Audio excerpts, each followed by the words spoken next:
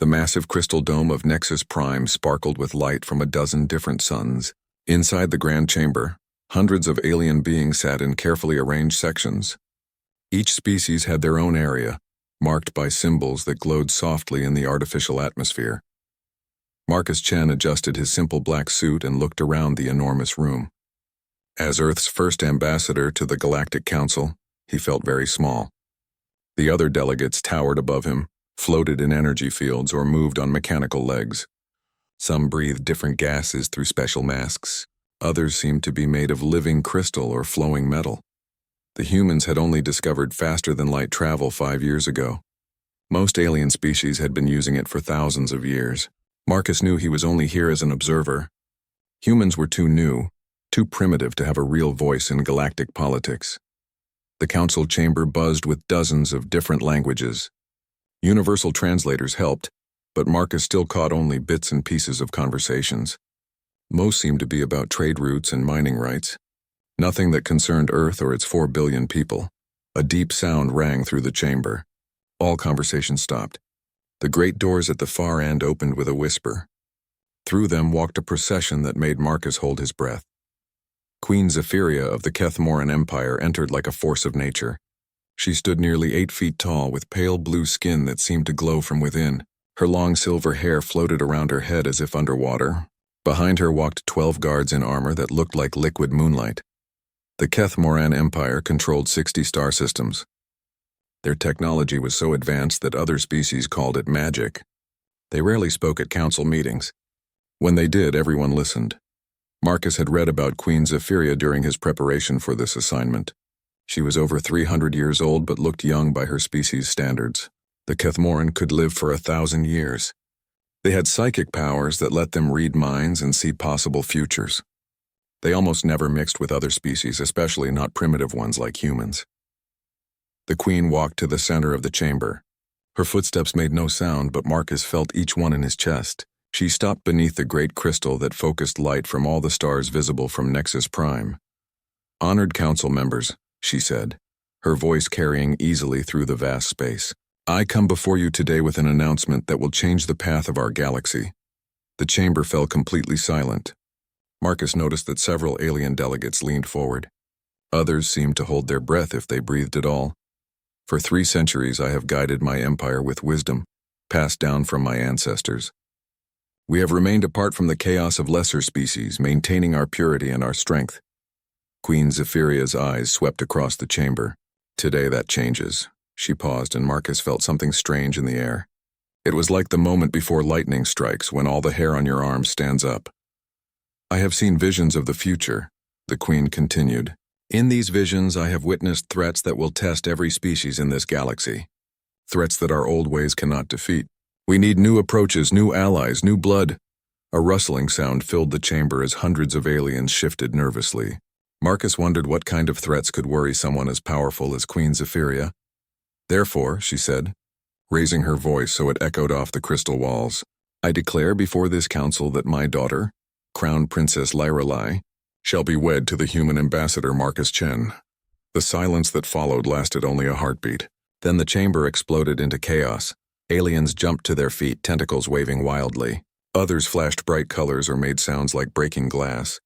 The translation systems couldn't keep up with all the shouting. Words like impossible, insane, and violation cut through the noise. Marcus felt like someone had hit him with a hammer.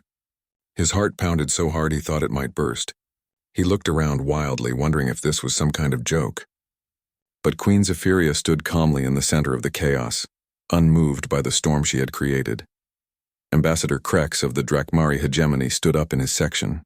The Drakmari looked like giant lizards covered in metal scales. They were warriors who respected only strength and conquest. "Your Majesty," Krex said, his voice cutting through the noise like a blade. "Surely you cannot be serious. The humans are barely civilized. They have no psychic abilities, no advanced technology. They are insects compared to your noble bloodline." Other voices joined in agreement. The Vorthak Collective, beings made of living energy, flickered angrily in their containment fields. The Cerebrian representatives, with their massive heads and tiny bodies, made sounds like computers processing bad data. Queen Zephyria raised one hand. The chamber fell silent instantly. I am completely serious, she said. This union will join our species in an alliance that will benefit both our peoples. The Kethamoran Empire has much to teach humanity, but they too have gifts we need. Marcus finally found his voice. He stood up on shaking legs, knowing that every eye in the chamber was now on him. Your Majesty, he said, his voice smaller than he wanted it to be. I am honored beyond words by your proposal. But I must ask, why? We have never even spoken before today. The Queen turned to look at him directly. Her eyes were deep purple like the space between stars. When she looked at him, Marcus felt like she could see right through him to his very soul. Because, Ambassador Chen, your species possesses something that we have forgotten, something that we will need in the dark times coming. She gestured toward the crystal ceiling where the light of distant stars twinkled. You call it hope. We call it necessary. The Drakmari ambassador slammed his clawed hand on his desk. This is madness. The Kethmoran have maintained genetic purity for millennia. To mix with such a primitive species would be like... He struggled for words. Like a dragon mating with a worm.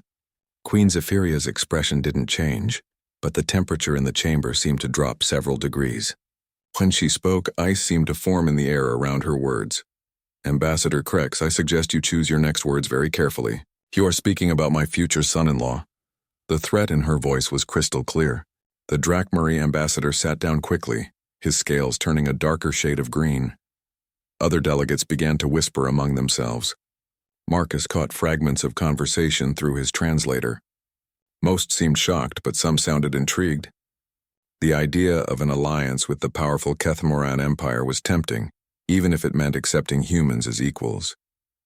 Queen Zephyria looked around the chamber one more time.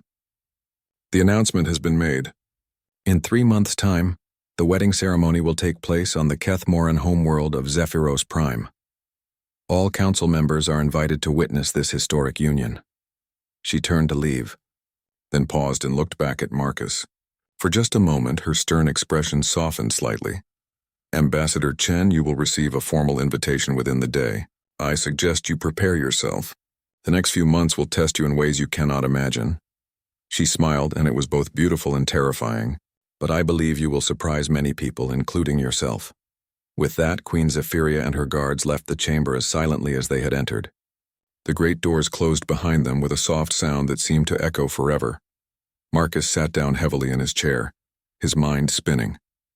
Around him, the chaos continued as delegates argued, planned, and schemed. But he barely heard any of it. In the space of 10 minutes, his life had changed completely. He was going to marry an alien princess he had never met, join 2 species that had nothing in common, and somehow help prepare for mysterious threats that even the most powerful beings in the galaxy feared. He looked up at the crystal ceiling, where the stars continued to shine as they always had. But somehow everything felt different now. The universe had just become a much more interesting and dangerous place. 3 days after Queen Zephyria's announcement, the entire galaxy was talking about the impossible wedding. News traveled faster than light through quantum communication networks, reaching every civilized world within hours. Marcus sat in his small quarters aboard Nexus Prime, reading reports from Earth. The reaction back home was mixed. Some people called him a hero who would bring humanity into the galactic community. Others worried that he was getting in over his head. The president had called him personally to ask if he was sure about this. Marcus wasn't sure about anything anymore. A soft chime indicated someone was at his door. Marcus opened it to find a Kethmoran guard in silver armor. The being was tall and elegant, with the same pale blue skin as the queen but younger features. Ambassador Chen, the guard said in perfect English. Her Royal Highness Princess Lyrelai requests your presence in Conference Room 7. She wishes to discuss recent developments. Marcus straightened his tie and followed the guard through the winding corridors of the station. Other aliens they passed stared at him with new interest. Some nodded respectfully. Others whispered behind his back. A few looked angry enough to start trouble. Conference Room 7 was smaller than the main council chamber, but still impressive. Windows showed the stars beyond the station, and the walls were made of some kind of metal that changed color as Marcus moved. Princess Lyrelai stood with her back to him, looking out at the stars. She was shorter than her mother, maybe 6.5 feet tall. Her hair was darker, more silver than white, and she wore a simple blue dress instead of royal robes. So you're the human my mother has chosen for me, she said without turning around. Her voice was colder than space itself. "Your Highness," Marcus said, giving a small bow even though she couldn't see it. "I'm honored to meet you." She turned around, and Marcus saw that her eyes were different from her mother's. Instead of deep purple, they were pale blue like ice on a winter lake.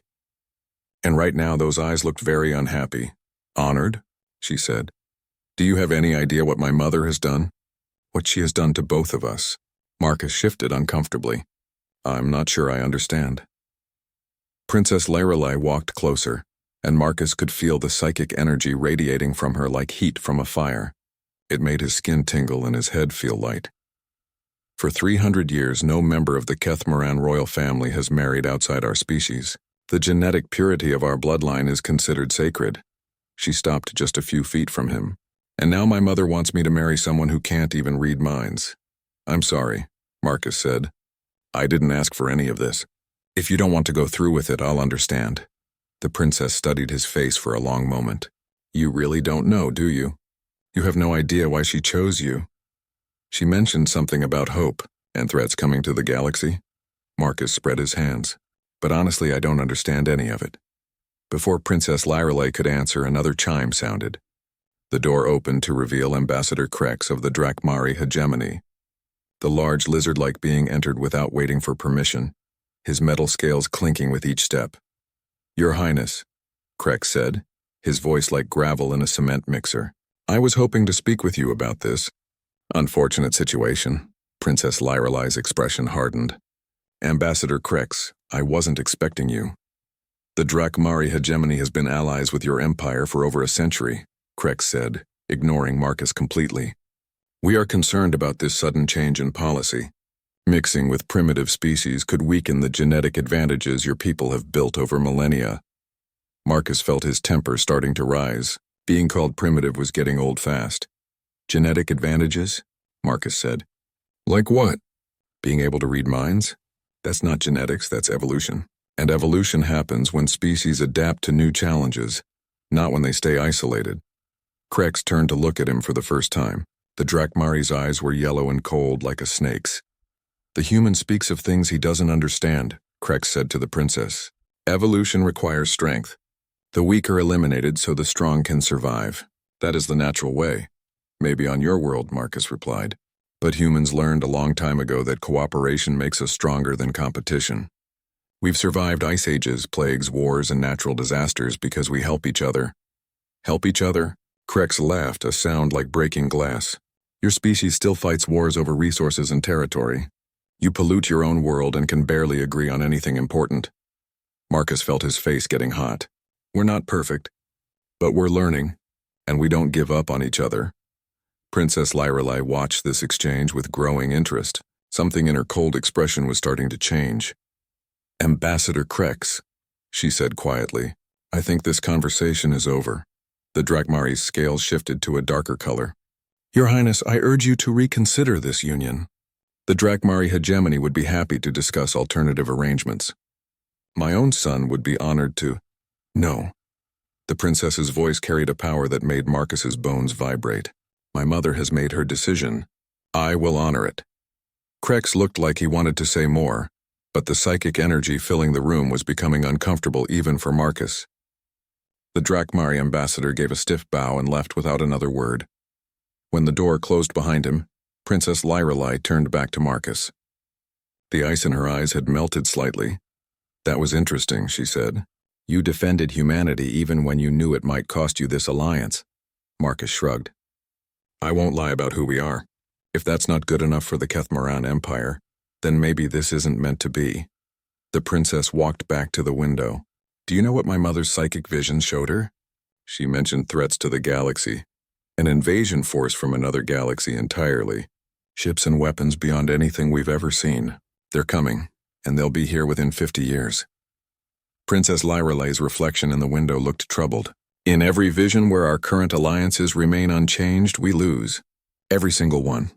Marcus felt a chill run down his spine. "And in the visions where we're married?" "Some we win, some we lose. But in all of them, something changes. The way different species work together becomes different." She turned to face him again. "My mother believes humans have something that could make the difference." What kind of something? The ability to unite enemies, to find hope in hopeless situations, to keep fighting when logic says you should give up. The princess paused. To make other species better than they are alone. Marcus thought about this. And you? What do you believe? Princess Lirelai was quiet for a long moment. I believe my mother sees things the rest of us cannot. But I also believe this union will be harder than either of us imagines. Over the next few weeks, the political situation became more complicated. The Drakmari hegemony began reaching out to other species, spreading doubts about human capabilities. They pointed to Earth's history of warfare and environmental problems as evidence that humans were too unstable for galactic politics. Other species took different positions. The peaceful Zephyrian collective, distant cousins of the Kethmoran, supported the Union. They believed diversity made civilizations stronger. The trading guilds were interested mainly in the economic opportunities that might come from closer human integration. The Cerebrian collective, beings of pure intellect, announced they would conduct their own tests to determine if humans possessed any unique qualities worth preserving. This made Marcus nervous, but Princess Lirelai assured him it was actually a good sign.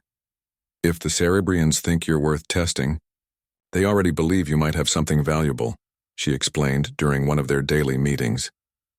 These meetings had become the best part of Marcus's day. Princess Lirelai was nothing like he had expected. She was intelligent, curious about human culture, and had a dry sense of humor that caught him off guard. She was also lonely, he realized. Being royalty meant she had few real friends. What was your life like before this? She asked him one day as they walked through the station's observation deck. Marcus told her about his childhood in California, his education, his work as a diplomat for the United Nations before first contact with aliens. It seemed so simple compared to growing up as alien royalty. I always wanted to see other worlds, he admitted.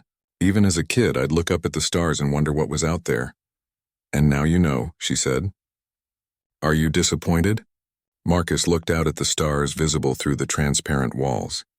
Dozens of ships from different species moved between the docking ports carrying goods and people across the galaxy. No, he said. It's more complicated than I imagined, but not disappointing. There's so much to learn, so many possibilities. Princess Lirelai smiled for the first time since he'd met her. That sounds very human, she said. Most species focus on what they already know. You focus on what you don't know yet. As the wedding date approached, Marcus began to understand why Queen Zephyria had chosen him. It wasn't about love or even politics in the traditional sense. It was about survival. The coming invasion would require new ways of thinking, new alliances, new approaches to old problems. Humans might be primitive by galactic standards, but they had one thing most other species had lost: the ability to change, to adapt, to find new solutions when old ones failed. The question was whether the 2 weeks before the wedding, Ambassador Krek stood before the Galactic Council with a formal request that made Marcus's blood run cold. Honored council members, the Drakmari said, his scales gleaming under the chamber's lights. Ancient law requires that any being who wishes to marry into a royal bloodline must prove their worth through trials. These laws exist to protect the genetic integrity of our greatest civilizations. Marcus sat in his observer section, watching Queen Zephyrria's face. She showed no emotion, but Princess Lirelai, seated beside her mother, looked worried. What kind of trials? Asked the representative of the Vorthak Collective, a being of pure energy contained in a crystal housing. Krek smiled, showing rows of sharp teeth. Physical combat, intellectual challenge, diplomatic skill, and survival ability. These trials have been used for thousands of years to test potential royal consorts. The chamber buzzed with whispers. Marcus knew this was a trap. The Drakmari were hoping the trials would either kill him or prove he wasn't worthy of marrying Princess Lirelai. Queen Zephyria stood slowly. The Drakmari speak of ancient laws. Very well. If Ambassador Chen accepts these trials, the Kethmoran Empire will honor the results. All eyes turned to Marcus. He could refuse, but that would end the alliance before it started. He could accept and probably die trying to fight creatures twice his size with technology he didn't understand. Marcus stood up, his legs steadier than he felt inside. I accept the trials. The first trial took place 3 days later in the station's combat arena. Marcus faced Thrak, a Drakmari warrior who stood 8 feet tall and weighed twice as much as a full-grown human. The creature's scales were like armor plating, and his claws could tear through steel. The rules were simple. Fight until one combatant surrendered or couldn't continue. No weapons, no artificial enhancements, just natural ability. Marcus knew he couldn't match the Drakmari's strength or natural weapons. But he had spent years studying martial arts, and he understood something about fighting that many species had forgotten. The biggest opponent isn't always the strongest. When the match began, Thrak charged forward like a living tank. Marcus dodged to the side, letting the warrior's momentum carry him past. He grabbed Thrak's arm as he went by, using the Drakmari's own strength to throw him off balance. The alien crowd roared with surprise. Most had expected the fight to be over in seconds. Thrak recovered quickly and came at Marcus again, this time more carefully. His claws swept through the air where Marcus had been a split second before. Marcus kept moving, never staying in one place long enough for the warrior to land a solid hit. "Fight like a warrior, not a coward," Thrak snarled in his own language. Marcus understood enough to get the meaning. "I am fighting like a human," he replied, ducking under another swipe. For 20 minutes, Marcus danced around the larger opponent, wearing him down. Drakmari were built for short, brutal fights. They weren't used to opponents who could avoid their attacks for long periods. When Thrak was finally breathing heavily, Marcus made his move. He feinted left, then dove between the warrior's legs. As he slid past, he grabbed Thrak's ankle and twisted hard. The big Drakmari crashed to the ground with a sound like falling rocks. Before he could get up, Marcus was on his back, using a chokehold he'd learned in military training. "Yield," Marcus said quietly in the warrior's ear. "You fought well, but this is over." Thrak struggled for a moment, then tapped the ground 3 times. The arena fell silent. Marcus helped his opponent to his feet. "Thank you for the match," he said formally. "You tested my limits." The Drakmari warrior looked at him with something that might have been respect. "You fight strangely, human, but you fight smart." The second trial came 2 days later. The Cerebrian Collective, beings with massive brains and tiny bodies, had designed an intellectual challenge that would have stumped most computers.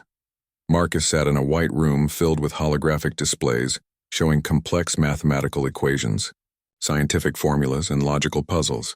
He had 6 hours to solve problems that covered everything from quantum physics to interstellar engineering. The Cerebrians expected him to fail quickly. Human brains were small compared to theirs, and human education was primitive by galactic standards. But Marcus had one advantage they hadn't considered: human creativity. Where the problems seemed impossible using conventional methods, Marcus looked for unconventional solutions. When a physics equation didn't balance, he wondered if the laws of physics might work differently in other dimensions. When a logical puzzle had no apparent answer, he questioned the assumptions behind the puzzle itself. After 4 hours, Marcus had solved 60% of the problems. Not by being smarter than the Cerebrians, but by thinking differently. The lead Cerebrian, a being whose head was 3 times larger than his body, studied the results with surprise. "Fascinating," the creature said in a voice like a computer processing data. "Your solutions are unorthodox, but they work. How did you conclude that the quantum equation could be balanced by assuming negative time?" Marcus shrugged. "I read science fiction as a kid. Time travel stories taught me that time might not work the way we think it does." The Cerebrian's large eyes blinked slowly. "You used imagination to solve scientific problems? Why not? Reality is weirder than we imagine anyway." The third trial was diplomatic. Marcus was placed in the middle of a simulated crisis involving 3 alien species on the verge of war. Each group had legitimate complaints against the others, and traditional negotiations had failed. The scenario involved the Moth-Tar hive, insect-like beings who communicated through chemical signals. They were angry because the crystal-based Luxari had been mining on their sacred breeding grounds. The Luxari claimed they needed the minerals to survive, and besides, they had bought the land legally from the plant-like Verdani collective. The Verdani said the Moth-Tar had no right to claim lands they had abandoned centuries ago. Most diplomats would have tried to find a compromise that gave each side something they wanted. Marcus took a different approach. "What if we're asking the wrong question?" he said during the simulation. "Instead of arguing about who owns what, let's talk about what everyone actually needs." It turned out the Moth-Tar needed a safe place to lay eggs. The Luxari needed specific minerals to maintain their crystalline bodies. The Verdani wanted to expand their root systems into new soil. Marcus proposed a solution that sounded crazy at first: a three-way biological partnership. The Mothtar eggs would be protected inside Luxari crystal formations, which would be fed by Verdani root systems. The insects would help pollinate Verdani plants, the plants would process minerals for the Luxari, and the Luxari would provide protection for everyone. A symbiotic relationship, Marcus explained. Each species helps the other survive better than they could alone. The simulation ended with all three groups agreeing to try the partnership. The diplomats running the trial admitted they had never seen anything like it. The final trial was survival. Marcus was dropped on a hostile moon with only basic equipment and told to survive for 7 days. The environment was brutal. Freezing nights, scorching days, toxic atmosphere, and predators that could smell fear from miles away. Other species had survived these trials through superior technology, natural advantages, or brute force. Marcus survived by doing something that surprised everyone, including himself. He made friends. The moon was home to the Skrit, a species of small, intelligent creatures that most galactic civilizations considered pests. They lived in the caverns beneath the surface, avoiding the dangerous predators above ground. Marcus was hiding in a cave on his second night when he encountered a family of Skrit. Instead of trying to drive them away or ignore them, he shared his food and water. The Skrit were amazed. No off-worlder had ever been kind to them before. In return, they showed Marcus the safe paths through the caves, taught him which plants were edible, and warned him about predator movements. By the end of the week, Marcus wasn't just surviving on the hostile moon, he was thriving. He had helped the Skrit solve several problems with their water systems, and they had adopted him as an honorary member of their tribe. When the rescue ship arrived, Marcus was found sharing a meal with 24 Skrit in a well-lit cave, looking healthier than when he'd been dropped off. Princess Liralee was aboard the rescue ship. As they flew back to Nexus Prime, she asked him how he had done it. "I didn't survive the moon," Marcus explained. "We survived it together. Alone, I would have died on the first night. But together, we made it work." The princess was quiet for a long moment. Most species see the trials as tests of individual strength. "Maybe that's why so many civilizations stay isolated," Marcus said. "They think strength comes from being alone." When they returned to the station, Ambassador Krex was waiting with several other Drakmari officials. The big lizard looked angry enough to bite through steel. "The trials prove nothing," Krex declared. "Luck and trickery are not the same as worthiness." Queen Zephyria appeared beside her daughter, her psychic presence filling the docking bay like cold fire. "The trials prove everything," she said quietly. "They prove that humans don't just solve problems, they transform them. They don't just survive challenges, they turn challenges into opportunities." She looked at that would be enough. The night before the wedding ceremony, Marcus couldn't sleep.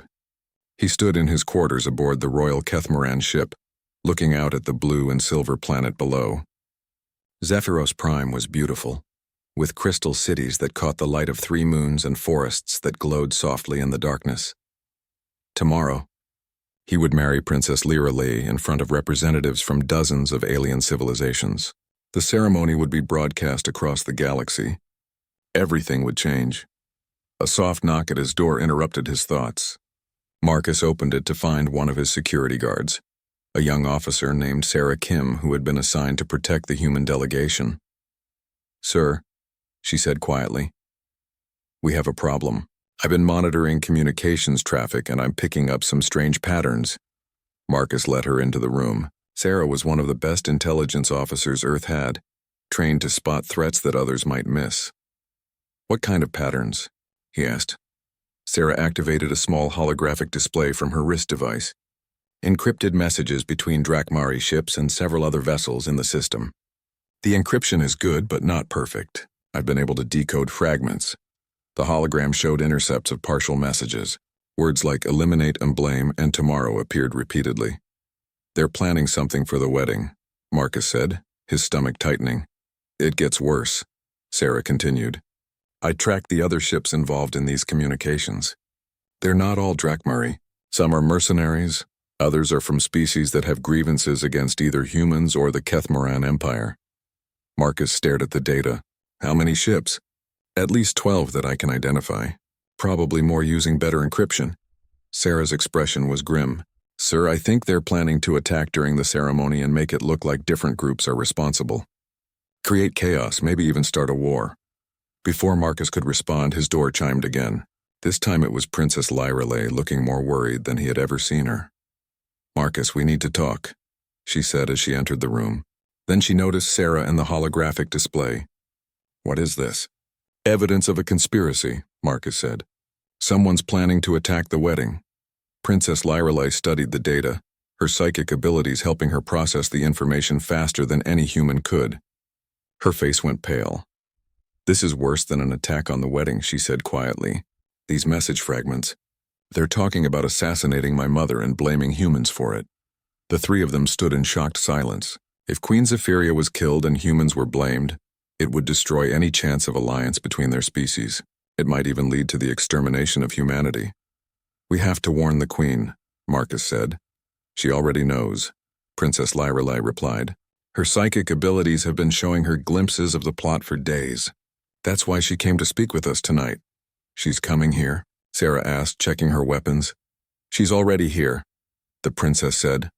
The lights in the room dimmed, and the temperature dropped several degrees. Queen Zephyria materialized in the center of the room like a ghost made of moonlight. Marcus still wasn't used to the advanced psychic abilities of the Kethmoran royal family. Ambassador Chen, the Queen said formally. Officer Kim, my daughter has told you about the conspiracy. Some of it, Marcus replied. Why haven't you stopped them? Queen Zephyria moved to the window, looking down at her homeworld. Because stopping them now would only prove that humans are under my protection. The other species would see this as favoritism, not justice. So what do? Sarah asked. We let them make their attempt, the Queen said calmly. And then we ensure they fail in a way that exposes the truth to everyone. Marcus felt his heart skip a beat.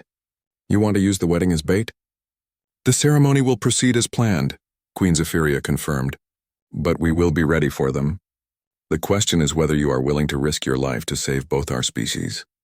Marcus looked at Princess Lyrelay. In the weeks since they had met, she had become more than just a political alliance to him. She was intelligent, kind, and brave. She had started to feel like someone he could actually love. What's the plan?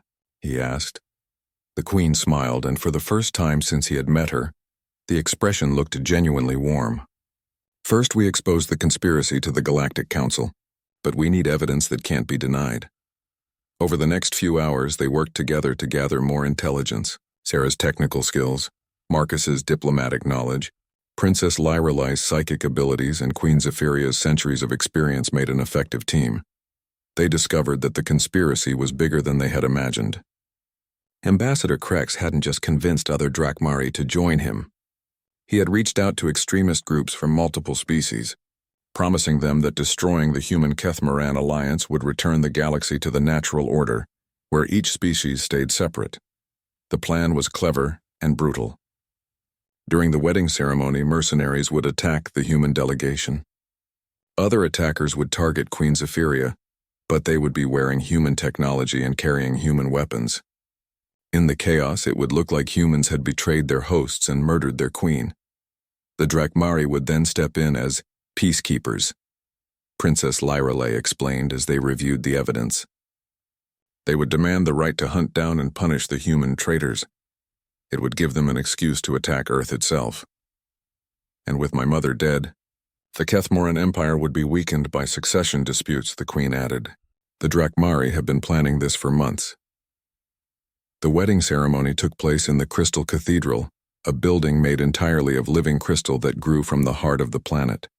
Representatives from every major species in the galaxy were present, along with media broadcasts that would carry the event to trillions of beings across known space. Marcus stood at the altar, wearing formal human dress, combined with Kethmoran ceremonial elements. Princess Lyrelay approached wearing a gown that seemed to be woven from starlight itself. She was beautiful, but Marcus could see the tension in her eyes. The ceremony began with ancient Kethmoran rituals conducted in their musical language.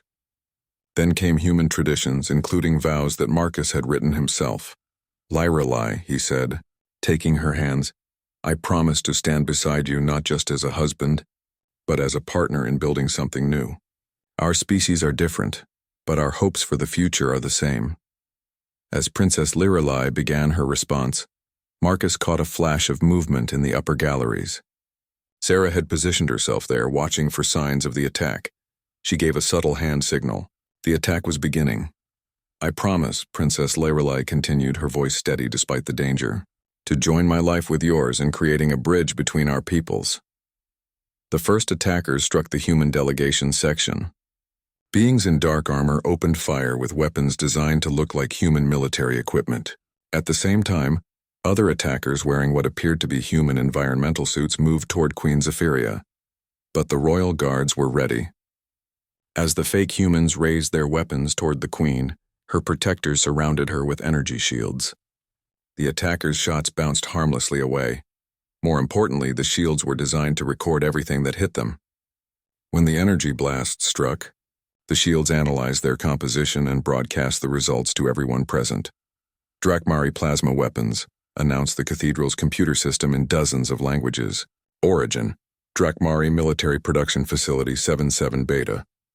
The fake human environmental suits began to malfunction, revealing the aliens inside. Most were Drakmari, but there were also Vorthak mercenaries and others.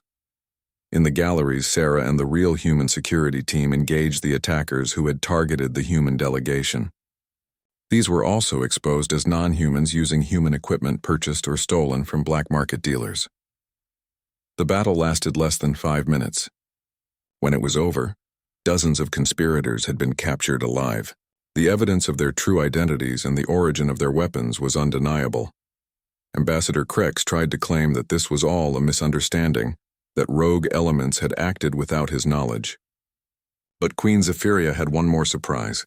"Computer," she said, her voice carrying clearly through the cathedral. "Play recording intercept Drakmari Alpha 7. Krex's own voice filled the cathedral, speaking to his co-conspirators about the need to eliminate the human contamination and restore natural superiority. The Drakmari ambassador's scales turned dark green with shame and rage. He was finished, and he knew it, but Queen Zephyria wasn't done. She walked to the center of the cathedral where everyone could see her clearly. "Honored guests," she said, "today you have witnessed more than an attack on a wedding. You have seen the difference between two ways of thinking about our galaxy's future." She gestured toward the captured conspirators. "Some believe that strength comes from keeping species separate, from maintaining purity and dominance. They see cooperation as weakness." Then she looked at Marcus and Princess Lirelai. "But today has also shown you another way. Humans and Kethmaran working together, sharing information, protecting each other. This cooperation made us stronger than either species could be alone." The Queen paused, letting her words sink in. "The attack failed not because we were lucky, but because we were united. And that unity is what will save our galaxy from the greater." The 6 months after the wedding, Marcus stood on the observation deck of the newly constructed Unity Station, watching ships from dozens of different species work together in ways that would have been impossible just a year ago. The station orbited between Earth and Zephyros Prime, serving as a symbol of the new alliance and a practical center for joint research and cultural exchange. Human engineers worked alongside Kethmaran psychic architects. Cerebrian computational specialists collaborated with human programmers who brought creative chaos to their ordered logic systems. "The fourth prototype is ready for testing," Princess Lirelai said as she joined him at the observation window. She now wore a combination of human and Kethmaran clothing, and she had taken to using her husband's last name in formal settings, becoming Princess Lirelai Chen in diplomatic circles. Marcus looked down at the report she handed him. The prototype was a new type of faster-than-light communication system that combined human innovation with Kethmaran psychic technology and Cerebrian computational power.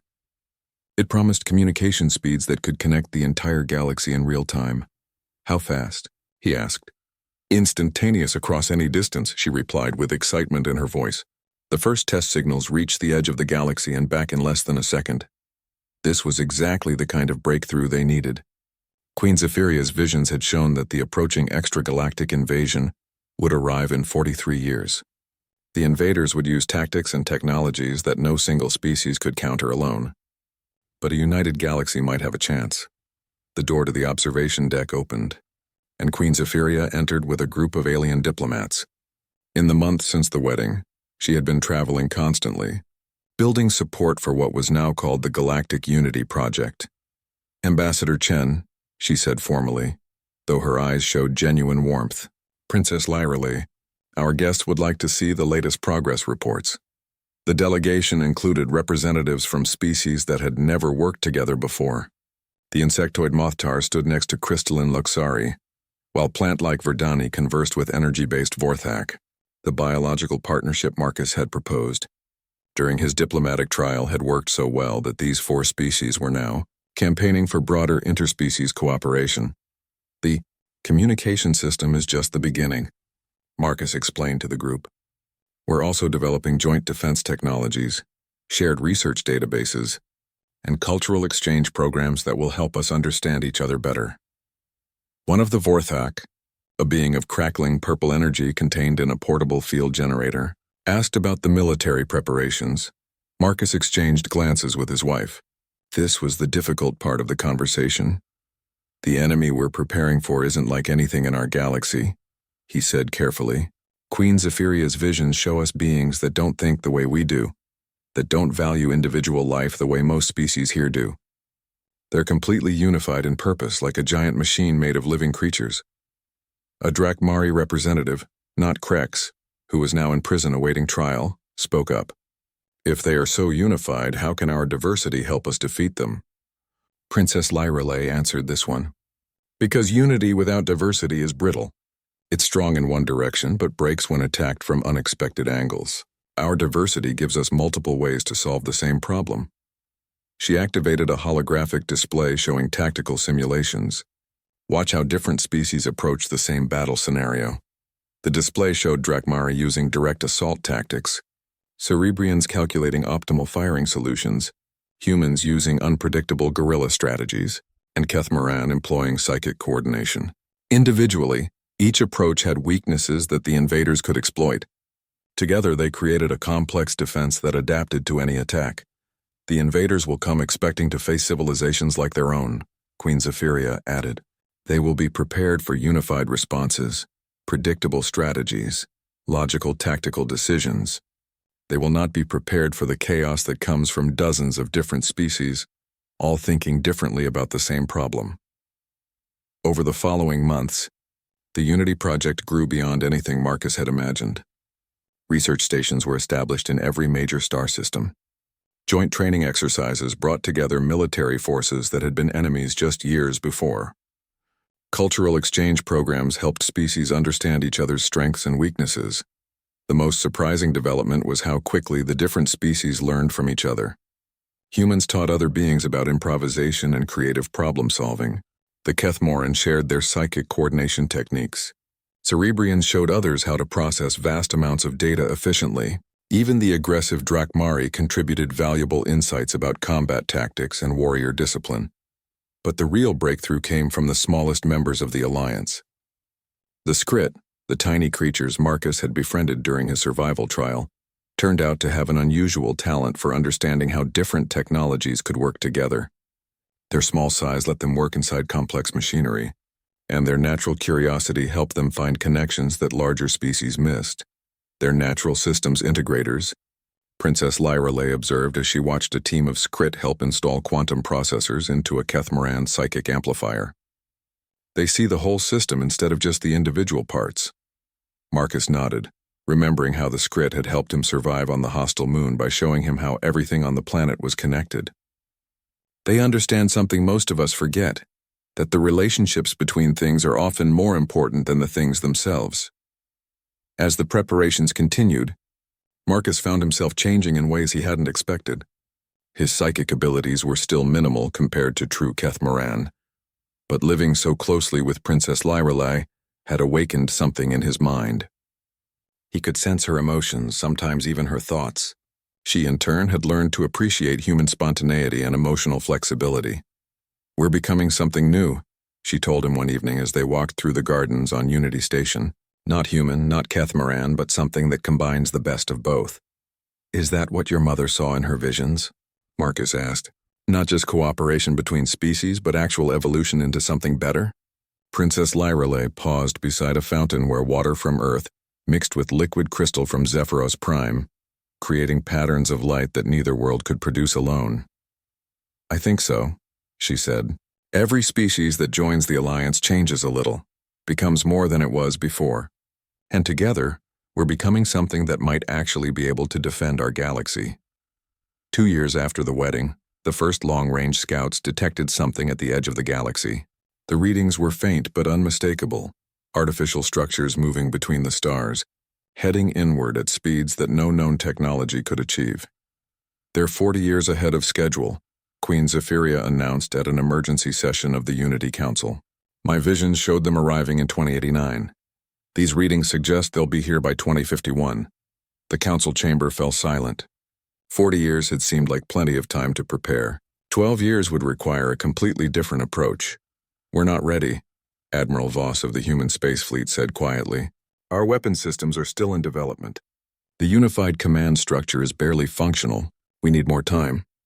"Then we make time," Marcus said, standing up from his seat. "We don't wait for them to come to us. We meet them in deep space as far from inhabited systems as possible." Princess Lyrelei nodded in agreement. "A mobile defense. Hit-and-run tactics designed to slow them down while we finish our preparations." The Drakmari military advisor, General Thrak, the same warrior Marcus had faced in the combat trial, now one of his most trusted allies, pounded his fist on the table in approval. "Yes, we make them fight for every light year. Show them that this galaxy has claws." What followed was the largest military mobilization in galactic history. But it wasn't just about building ships and weapons. The real strength of the Alliance lay in how different species worked together in ways their enemies couldn't predict or counter.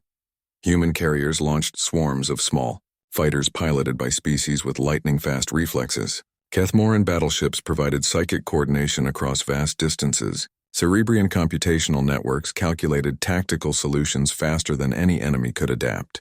Skrit technical teams kept everything running with creative maintenance solutions that seemed impossible, but somehow worked. Marcus found himself appointed as overall coordinator, not because he was the best military strategist, but because he understood how to make different species work together effectively. "You have a gift," Queen Zephyria told him during one of their planning sessions. "You see what brings species together instead of what drives them apart." 5 years later, the first contact with the extragalactic invaders took place near the rim of the galaxy. The enemy force was exactly as the visions had shown, massive, uniform, utterly without mercy or individual will. But they encountered something they had never faced before. Instead of a single unified response, they met dozens of different tactical approaches that shifted and adapted faster than they could reach to see eye to eye.